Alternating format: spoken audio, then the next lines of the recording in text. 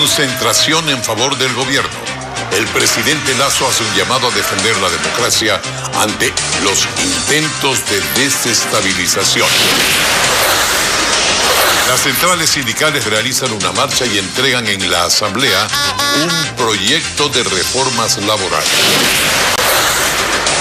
La Comisión de Garantías Constitucionales de la Asamblea Nacional amenaza con usar la fuerza pública para que el presidente Lasso acuda a dar su versión sobre los Pandora Papers. 18 generales de policía y fuerzas armadas coordinan las acciones para el combate a la delincuencia en 9 provincias. La policía detuvo a 10 sospechosos en un operativo contra el narcotráfico en Durán y Guayaquil. Se allanaron 16 viviendas. El exdefensor del pueblo, Freddy Carrión, fue condenado a 3 años de prisión por abuso sexual. Las noticias en Televistazo con Alfonso Espinosa de los Monteros.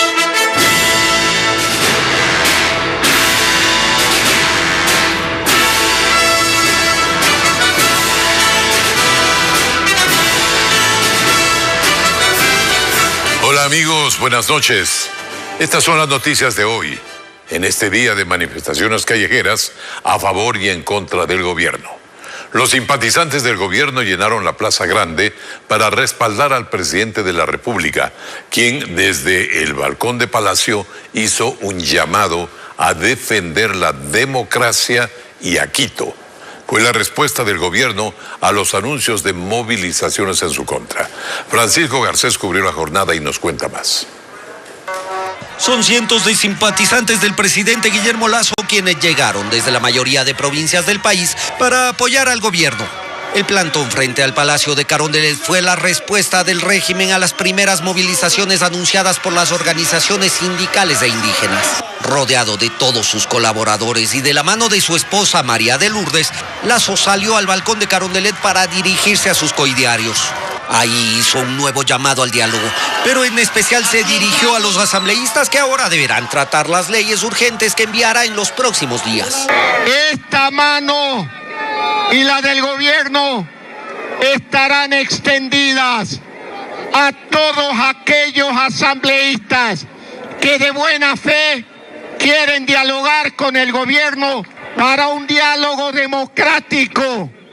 Pero si tenemos que empuñar con fuerza la Constitución para enfrentar a los golpistas, lo haremos con decisión, con talante y sin miedo. Y también hizo un nuevo llamado a defender a Quito para que no se repitan los sucesos de octubre del 2019, cuando la movilización popular terminó en actos de violencia durante varios días en la capital. Que nadie se crea dueño de Quito para tirar piedras, dañar ventanas, incendiar edificios.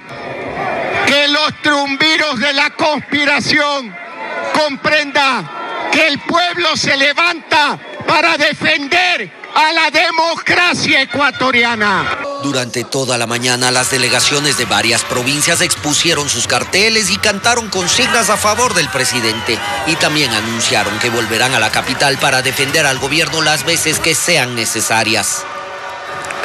Las centrales sindicales de trabajadores y otros movimientos sociales se movilizaron esta tarde en Quito para entregar un proyecto de reformas al Código del Trabajo en la Asamblea Nacional. Es una acción ante las reformas laborales propuestas por el gobierno. Paul Romero nos relata cómo fue esta jornada. Para no perder su tradición, los dirigentes de las centrales sindicales organizaron una marcha desde la Caja del Seguro en el norte de Quito hasta la Asamblea Nacional. Esta vez caminaron para presentar un nuevo proyecto de Código Orgánico de Trabajo, como contrapropuesta al planteado por el Ejecutivo. Que nosotros no costamos derechos para los trabajadores, nosotros respetamos lo que dice la Constitución, progresividad de derechos, no retroceso. Son más de 400 artículos en donde los trabajadores ratifican los derechos laborales que contempla el Código actual. Que busca que se garantice estabilidad, salarios dignos, el derecho a la contratación colectiva y a la organización por rama de trabajo, a la protección, a la seguridad social.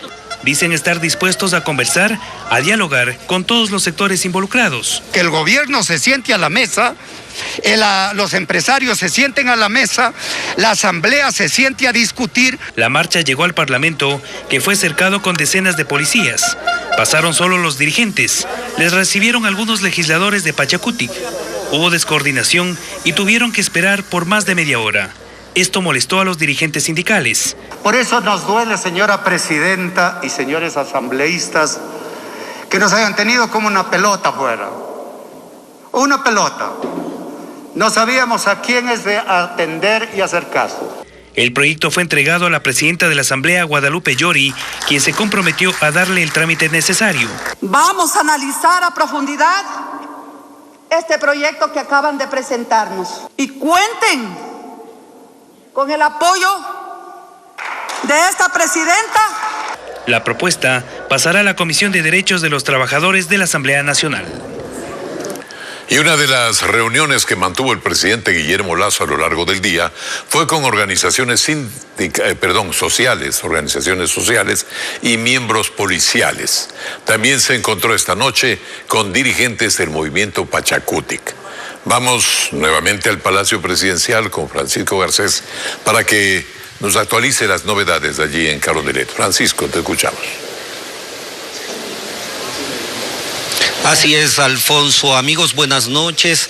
Con 40 minutos de retraso prácticamente empezó esta reunión que se realiza en este momento aquí en la Presidencia de la República entre el presidente Guillermo Lasso, varios de sus ministros, sus principales ministros del Frente Político y Económico y 9 legisladores del bloque legislativo de Pachacutic, además de varios de los principales dirigentes de esa organización política. Empezó con retraso en vista de que los invitados llegaron uno a uno, vimos que fueron ingresando a esta cita. El presidente de la República los recibió en uno de los salones del primer piso de Carondelet y ahí reiteró que es indispensable, dijo el presidente, encontrar los acuerdos, encontrar las coincidencias en medio de los desacuerdos que han sido públicos hasta el momento para lograr con el diálogo, lo repitió 4 veces, lograr con el diálogo pulir esas diferencias y llegar a acuerdos. Recordemos que en el legislativo se van a tramitar las leyes urgentes y varios proyectos de ley que el Ejecutivo considera indispensables. Esta es la agenda que en este momento se lleva a cabo aquí en el Palacio de Carondelet, pero no es la única reunión que ha tenido el presidente de la República, que ha dedicado la jornada al respaldo político de su gobierno. Y para resumir esta jornada, Carla Delgado, nuestra compañera, nos preparó un reportaje que vemos a continuación. La búsqueda de acuerdos y consensos que le faciliten la gobernabilidad en el país impulsa al presidente Guillermo Lasso a mantener agenda llena. Este miércoles, desde muy temprano, se reunió con representantes de diversos sectores sociales que le manifestaron su respaldo, mientras que durante la tarde el primer mandatario fue hasta el regimiento Quito en el norte de la ciudad. Allí fue recibido por la cúpula policial. Cumplan con su deber a cabalidad, teniendo claro que el presidente de la República y el gobierno los va a respaldar permanentemente. No dudaremos de estar del lado del policía que cumple con su deber. Además, mencionó que durante el estado de excepción el gobierno mantendrá una unidad de defensa para los agentes. También desde la policía expresaron su compromiso para devolver la tranquilidad a la ciudadanía. Volverán la paz a las calles. Devolveremos la convivencia ciudadana pacífica que tanto nos piden con nuestro trabajo. Durante el conversatorio, el presidente garantizó su apoyo a las labores de los uniformados, quienes ahora deberán redoblar esfuerzos para frenar la delincuencia. Reiteramos, en este momento 9 legisladores de Pachacutic se encuentran aquí en la Presidencia de la República en una reunión encabezada por el mandatario Guillermo Lasso. Los proyectos que se deben tratar en el Legislativo y la situación política y la relación entre el Legislativo y el Ejecutivo son parte primordial de esta agenda. Es lo que sucede en este momento en la Presidencia de la República. Alfonso, contigo tenemos más información. Buenas noches. Buenas noches, Francisco, muchas gracias. Y la focalización de los combustibles está en espera. El gremio de transportistas da un ultimátum al presidente de la República para que responda por escrito la propuesta de precio para los combustibles en el proceso de focalización. Juan Carlos Aizprúa conversó con los representantes de este sector, quienes mantuvieron otra reunión este miércoles con algunos ministros.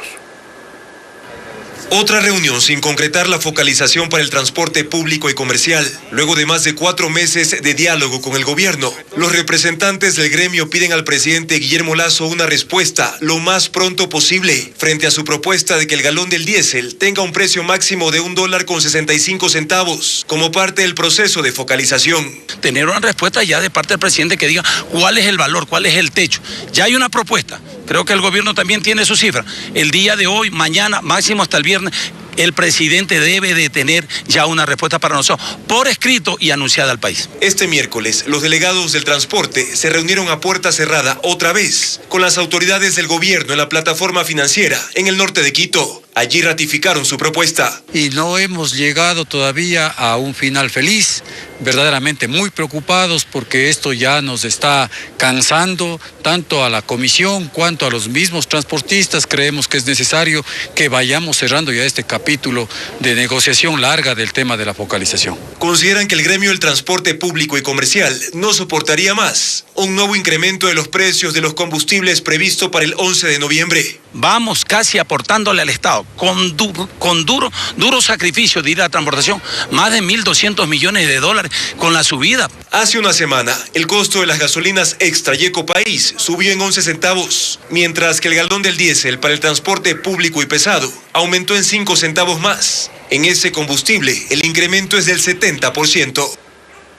El presidente de la Comisión de Garantías Constitucionales de la Asamblea Nacional advirtió al presidente de la República que si no acude a su mesa será llevado bajo previsiones de ley. Esto ocurrió cuando la comisión recibió una carta en la que el mandatario anuncia que no asistirá e invita más bien a los comisionados que investigan los Pandora Papers a acudir al Palacio de Carondelet a recibir su versión. Patricio Díaz cubrió la sesión. Fue el cierre de una accidentada sesión en la que, ante el anuncio del presidente de la República de que no acudiría, el titular de la comisión le hizo una advertencia. Convoca a usted, presidente de la República, por segunda ocasión y de manera obligatoria y bajo prevención de ley para que comparezca. Y aunque con el nombre mal escrito, mostró la silla vacía. No solo eso. Leyó el artículo de la Ley de la Función Legislativa que señala que si un funcionario público no acude, podría ser llamado a juicio político. Sin embargo, el propio jefe de Estado, en su carta a la comisión, recordó que en este caso, según la ley, es la Contraloría la encargada de determinar si hay causal o no de destitución, por lo que el mandatario más bien les invitó a acudir al Palacio de Carondelet para rendir su versión. No somos la comisión de fiscalización que toma comparecencias a domicilios. Y recibió los aplausos del correísmo, pero desde la bancada oficialista intentaron pedir la palabra. Y no, el presidente de la mesa cerró la sesión y se fue. Este es un sainete político montado con simples objetivos de desestabilizar al país y no lo vamos a permitir. Incluso en la mañana, cuando uno de los asambleístas intentó leer el llamado del jefe de Estado a que acudan a la presidencia, quien encabeza la comisión no se lo permitió. Me permito cobrar mi disponibilidad para asambleísta Gruber Zambrano, hay un punto del orden del día que se tiene que abordar en la tarde y no podemos adelantar. Además, Cabascango confirmó que se cita al presidente nuevamente a las 8 de la mañana del próximo viernes. Desde el correísmo apoyan la decisión del legislador. El presidente de la República, como funcionario público, no puede desobedecer o no puede incumplir o no puede inobservar lo que representa la primera función del Estado. También el abogado de los familiares del presidente fue convocado para el sábado junto a otros funcionarios públicos que tampoco acudieron al llamado de la mesa legislativa. Y en cuanto al estado de excepción y la seguridad nacional, 18 generales de la policía y las Fuerzas Armadas liderarán este estado de excepción en las 9 provincias más conflictivas del país. Las autoridades identifican 27 zonas críticas por la frecuencia de sicariato, robos y además por la venta de drogas. Merlin Ochoa nos informa que desde ahora los operativos serán interinstitucionales. Tras la declaratoria de estado de excepción por segundo día, los militares salieron a las calles contra la ola de violencia. La intervención incluye trabajos de inteligencia militar y policial para atacar al crimen organizado transnacional que afecta mayoritariamente a Guayaquil y Quito. Porque como le indico, son lugares de alta peligrosidad y esperamos poder ya tener resultados en estos lugares. La Fuerza Terrestre, Aérea y Naval participan de estos operativos que se realizarán durante los siguientes 2 meses, tiempo que dura el estado de excepción. Todo el Ecuador, la situación es alarmante. El robo, la delincuencia, el crimen, todo el mundo, cualquiera saca el robo y le pega un tiro a alguien. Está súper peligrosa la delincuencia aquí, está terrible y es bueno que estén los militares por lo menos ayudando a la Policía Nacional. Luego de una reunión en Quito entre el director de operaciones del Comando Conjunto de las Fuerzas Armadas y de la Policía Nacional, se dispuso que desde ahora los operativos sean interinstitucionales, pues se creó un comité que enfrentará al narcotráfico. Está la Policía Nacional, las Fuerzas Armadas, los gobiernos locales, la Fiscalía, las entidades de tránsito, las policías metropolitanas.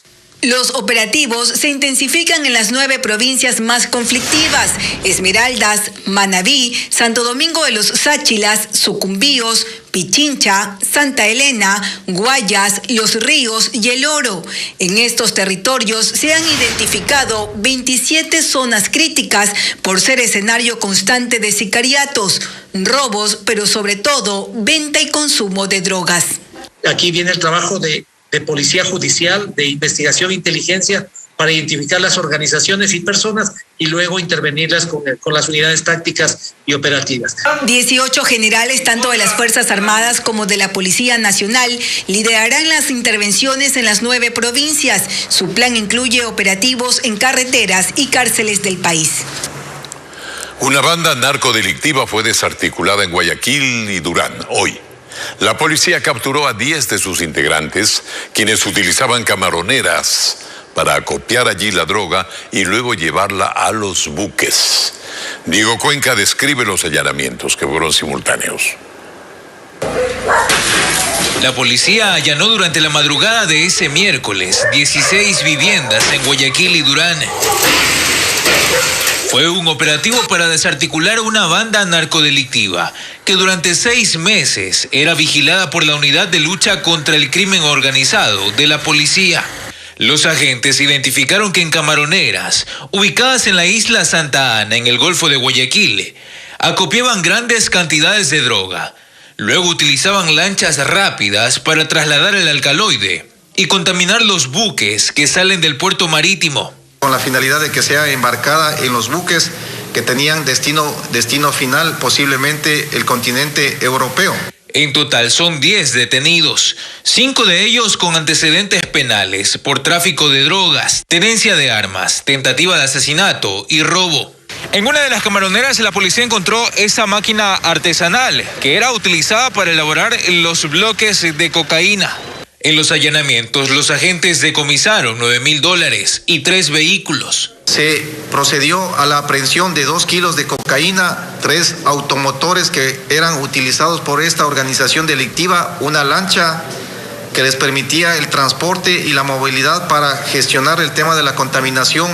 La policía señaló que otros 5 integrantes de esa organización delictiva habían sido asesinados en agosto pasado por la disputa de territorio para el tráfico de drogas. Los operativos antidelincuenciales continúan también en Babahoyo, provincia de Los Ríos, en el marco del estado de excepción que rige en el país. Además de las muertes violentas, otra de las principales amenazas en este cantón son las extorsiones que sujetos aplican a los comerciantes para obtener dinero. José Carlos Alvarado conversó con la policía sobre este tema.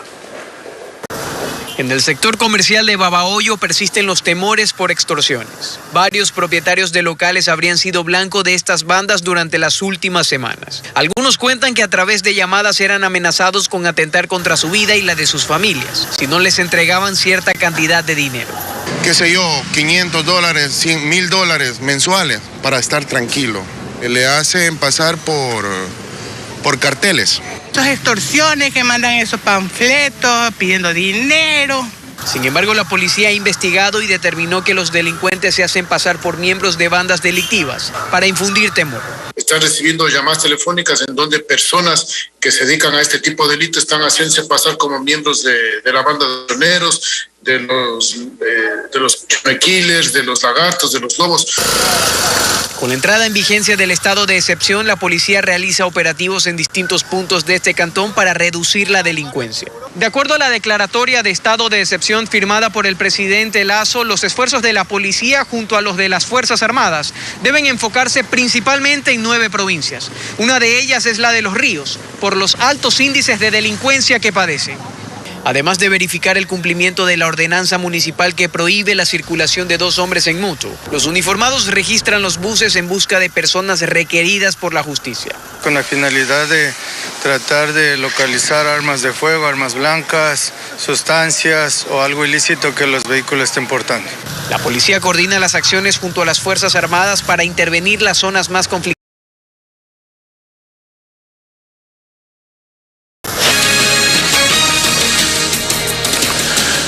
Tenemos más noticias para ustedes. El exdefensor del pueblo, Freddy Carrión, fue declarado culpable del delito de abuso sexual y sentenciado a 3 años de prisión. Los deberá cumplir en la cárcel 4 de Quito, donde permanece desde mayo pasado. Jacqueline Rodas con la decisión del tribunal. La decisión fue unánime. Luego de analizar las pruebas, el tribunal declaró culpable de abuso sexual al exdefensor del pueblo, Freddy Carrión, y le impuso una pena de 3 años de prisión que deberá cumplir en la cárcel 4 de Quito. Así reaccionó uno de sus abogados. La Fiscalía General del Estado armó toda una teoría de culpabilidad, ayudado de un perito con denuncias serias por fraude procesal. Obviamente, la defensa del doctor Freddy Carrión Intriago apelará a la sentencia injusta. En su cuenta de Twitter, la fiscal general Diana Salazar escribió: trabajemos para lograr que un día, ojalá muy cercano, ninguna mujer sea tocada sin su consentimiento y que nuestros cuerpos no tengan que probar los abusos cometidos en nuestra contra. Nunca más tendrán la comodidad de nuestro silencio. La víctima, que como testigo protegida no había dado declaraciones públicas, luego de la sentencia habló por primera vez en una entrevista concedida al medio digital GK, contando lo ocurrido la madrugada del 16 de mayo en el departamento de su pareja, el exministro de Salud, Mauro Falconi. Yo despierto luego de haber sido ultrajada por la espalda. Yo despierto en el piso de la cocina, con él encima mío, oprimiendo mis senos y tratando de silenciar, cuando justamente mi novio se había retirado por breves momentos del baño. Con esas poquísimas fuerzas yo pude realmente pedir ayuda. La sentencia en contra del exdefensor del pueblo, Freddy Carrión, es de primera instancia. Podrá revisarse en tribunales de apelación y casación antes de ejecutarse. La Policía Nacional encontró el cadáver de un médico flotando en un río del cantón Yaguachi, en Guayas. El cuerpo fue hallado en estado de descomposición. Bessie Granja viajó hasta el sitio y nos informa que la víctima estaba desaparecida desde el pasado domingo. El hallazgo ocurrió en el recinto El Cóndor del cantón Yaguachi, en Guayas. Allí el cuerpo de un hombre fue encontrado flotando en este río, atado de pies y manos y con una soga en su cuello. Presentaba ya signos de descomposición, probablemente unas 72 a 96 horas. La información recabada por la policía confirma que el hombre tenía 72 años. Vestía un traje de médico, tenía colocado guantes quirúrgicos y en el pecho portaba una credencial con su foto y su cargo de cirujano general de un hospital privado de Guayaquil. Según las primeras investigaciones, la víctima estaba desaparecida desde el pasado domingo. Se presume que su cuerpo fue lanzado a Río Milagro y arrastrado por la corriente. La alerta de este hallazgo la hicieron agricultores de la zona. El fiscal encargado de esta investigación, Patricio Toledo, expone su hipótesis. Hay que determinar si fue el móvil el robo, venganza o alguna situación personal de él. Entonces eso es lo que queremos recoger. Porque el sector es un poquito alejado de la ciudad, son terrenos para agricultura, entonces eso llama la atención, ¿no? El doctor estaba de vacaciones. Según la información de la gente, estaba de vacaciones. Pero lo que llama la atención, si está de vacaciones, no usaba la credencial y se le encuentra con la credencial. El cuerpo del médico fue trasladado hasta la morgue del Cantón Milagro. En Quito, la policía localizó a un abogado acusado de asesinar a una mujer colombiana. El sospechoso fue detenido y trasladado hasta Guayaquil, como nos informa Diego Cuenca. El sospechoso es Gabriel J., un abogado que fue capturado en un hotel del centro de Quito. La policía lo buscaba como presunto asesino de Janet Henao, de 34 años, cuyo cadáver fue hallado el sábado en la casa del acusado, en el norte de Guayaquil. El ciudadano se lo ubicó en la ciudad capital, es decir, en Quito, en el sector de La Mariscal, que estaba hospedado en un hotel. Nuestras unidades, bajo el impulso de Fiscalía, pudieron obtener la boleta correspondiente con fines investigativos. El detenido fue trasladado hasta la Fiscalía del Puerto Principal para la audiencia de formulación de cargos por presunto femicidio. Registra antecedentes, pero no por la causa que usted me indica, más bien por otros tipos penales que en su gran mayoría son por estafa. Según las investigaciones de la policía, la víctima era una trabajadora sexual extranjera que fue acuchillada la madrugada del pasado jueves, cuando fue reportada como desaparecida por sus amigas, quienes fuera de la fiscalía protagonizaron un plantón exigiendo justicia para Janet. Y lo que queremos es que él pague por todos sus delitos. El abogado sospechoso del asesinato estuvo acompañado de sus colegas. Inaudito vivir en su casa y dejar el cuerpo del delito. Eso es imposible. Hasta el cierre de ese reportaje, la audiencia de formulación de cargos no se instalaba. Someter toda la carga exportable a una revisión con escáneres es lo que dispuso el gobierno a través de un decreto ejecutivo para contrarrestar el narcotráfico. Se busca intensificar la lucha contra el tráfico de drogas, aunque desde el sector exportador y portuario existen dudas sobre la efectividad que pueda tener esta decisión. El presidente de la República emitió el decreto 227 con el que modifica el reglamento a la facilitación aduanera para el comercio y en él señala que es necesario determinar la obligatoriedad en la adquisición y mantenimiento de sistemas de tecnología de escaneo para continuar con la lucha contra el narcotráfico, el contrabando y el lavado de activos, siendo la única vía para evitar la corrupción y reducir la discrecionalidad. El Servicio Nacional de Aduanas confirma que el gobierno quiere que se escanee toda la carga que sale desde el país. Para la carga de importación se van a utilizar el perfilamiento de riesgo, que es básicamente la inteligencia aduanera, ¿no? Y en el cargo de exportaciones, en el caso de exportaciones, el 100% de la carga va a ser escaneada. Esa es la intención. Desde el sector privado, si bien consideran que la lucha contra el narcotráfico debe ser frontal, entienden que revisar toda la carga que se exporta no es necesariamente la mejor de las ideas. Mayores costos al comercio exterior, puesto que no podemos llenarnos de escáneres para lograr un 100% de escaneo. Se necesita indefectiblemente un trabajo en inteligencia para perfilar productos, destinos, exportadores, carga, y ahí sí, como decía coloquialmente, sacarle el jugo a los escáneres. Ecuador mueve cerca de 1,000 contenedores diarios, 800 salen desde Guayaquil.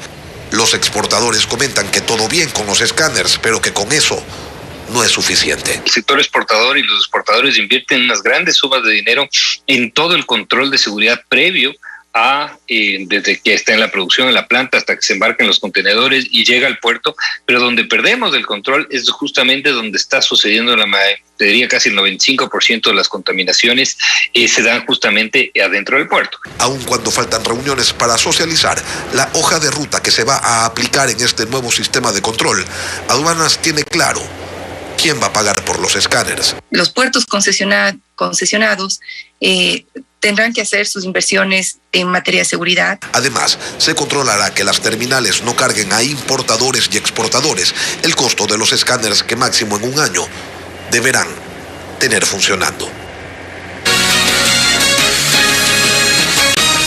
La Comisión de Fiscalización inició una investigación sobre un presunto caso de lavado de dinero en Ecuador que vincularía a Alex Saab, extraditado a Estados Unidos por el mismo delito. La mesa indagará las transacciones que se hicieron con el sistema de transacciones llamado Sucre, el cual se utilizó entre Ecuador y Venezuela durante el gobierno del expresidente Rafael Correa. Patricio Díaz con los datos. Para la mayoría de los miembros de la Comisión de Fiscalización, la extradición de Alex Saab a Estados Unidos por lavado de activos no se restringe a ese país. Los vínculos incluirían a Ecuador, por lo que desempolvaron una investigación archivada por el exfiscal Galo Chiriboga, en la que se menciona a una empresa de Saab como beneficiaria de una venta de materiales de construcción a Venezuela, los cuales supuestamente nunca llegaron. Aquí hay un lavado de activos de aproximadamente 350 millones de dólares. Es decir, ¿de dónde salió ese dinero? ¿A qué cuentas fueron? Si se encuentran en paraísos fiscales, ¿quién fue el artífice de esta trama para desviar estos fondos públicos? Pero ¿cómo se habría ejecutado este presunto delito? El presidente de la comisión dice que a través del Sistema Único de Compensación Regional, conocido como Sucre, que fue instaurado entre Ecuador y Venezuela por los gobiernos de Rafael Correa y Hugo Chávez. Se pagaba en bolívares y se recibía en dólares, cuando los productos arribaban a Venezuela. Sin embargo, las denuncias indican que esos contenedores llegaron vacíos. Este legislador entregará personalmente a la justicia de la Florida todos los documentos que confirman que Ecuador fue el escenario para uno de los mecanismos de lavado más grandes de la historia. Y Alex Saab, a quien también se lo acusa de ser el testaferro de Nicolás Maduro, ¿qué tenía que ver en esto? Esta empresa Fonglocons, creada por Alex Saab en Colombia, firmó un acuerdo para exportar materiales de construcción a Venezuela en el marco del proyecto bolivariano de construcción de viviendas baratas. La investigación incluiría a varios exfuncionarios del gobierno del expresidente Rafael Correa y al fiscal Galo Chiriboga. El correísmo se abstuvo a la hora de votar para que se inicie el proceso en la comisión. Yo sí creo particularmente, y se lo he dicho al señor Villavicencio, que lo que han intentado hacer con esto es hacer un poco de juegos pirotécnicos y poco desviar la atención. En los próximos días, la Comisión de Fiscalización definirá un cronograma de comparecencias dentro de esta investigación. El secretario de Estado de los Estados Unidos, Anthony Blinken, habló sobre los principales desafíos en la región y en particular en el Ecuador. Citó la lucha contra la corrupción, garantizar la seguridad ciudadana y fortalecer la democracia. Blinken resaltó el trabajo de la fiscal Diana Salazar. Paul Romero con el tema. El secretario de Estado de Estados Unidos, Anthony Blinken, en su segundo día de visita oficial, acudió a la Universidad San Francisco de Quito para dictar una conferencia. Ante decenas de asistentes, habló de 3 desafíos para los países de la región como Ecuador, su primer destino en Sudamérica. El número 1, la lucha contra la corrupción.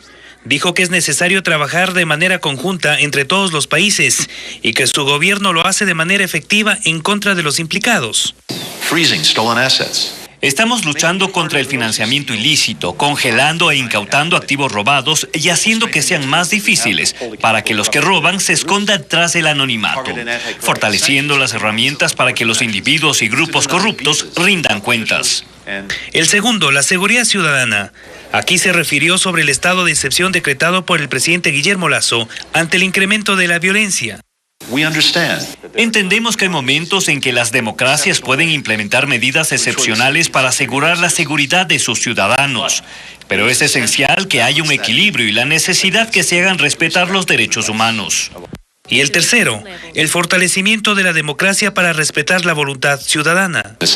Elecciones libres y justas, Estado de Derecho, libertad de asociación y de expresión. Dedicamos menos tiempo a fortalecer los derechos económicos y sociales, como fortalecer las normas laborales, ampliar el acceso a la salud y educación. Se refirió a la necesidad de contar con instituciones independientes. En ese contexto, felicitó el trabajo de la fiscal del Estado, Diana Salazar. Ha dedicado su carrera a hacer que las personas poderosas rindan cuentas, mafias, políticos, que incluyen expresidentes. Comerciantes le han difamado, amenazado, casi se pierde en el mar en un operativo para interceptar a los narcotraficantes, pero se ha negado a sentirse intimidada. Le han preguntado por qué. Ella dijo, el que tiene la verdad no debe tener miedo. Hoy, Diana es la fiscal, por supuesto, la fiscal del Ecuador. Should not be afraid. Today, Diana is, of course, Ecuador's Attorney General. También de Nina Hualinga y su lucha por la protección de la naturaleza de las comunidades indígenas amazónicas. Con esta conferencia terminó la visita del secretario de Estado de Estados Unidos al Ecuador y partió a Colombia.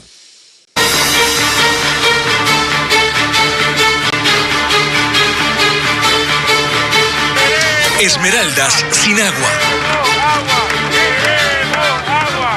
Sí, amigos, vamos a Esmeraldas, donde habitantes de 265 barrios del cantón claman por agua.